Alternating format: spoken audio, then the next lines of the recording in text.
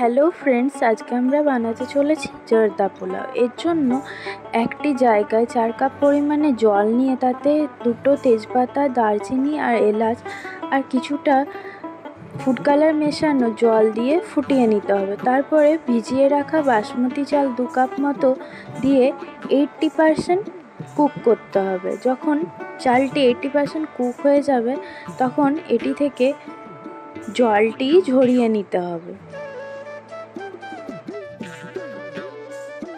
তারপর এই চালটি একটি থালায় কিছুক্ষণ ঠান্ডা হতে রাখতে হবে।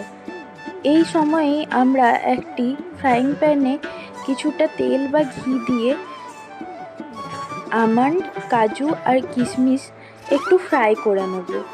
তারপর আরেকটি জায়গায় তেল বা ঘি গরম করে সেদ্ধ করা চাল, চিনি আর ভেজে রাখা বাদামগুলি লেয়ার বাই লেয়ার দিয়ে তার উপর আবার কিছুটা পরিমাণে সেদ্ধ করা চাল, চিনি আর ভেজে রাখা বাদামগুলি দিয়ে কিছুক্ষণ স্টিমে রাখবো।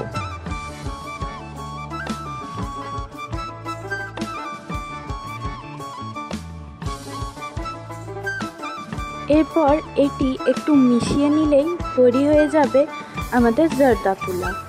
এভাবে খুব সহজ পদ্ধতিতে বাড়িতেই বানিয়ে ফেলুন ঝরঝরে জর্দা পোলাও।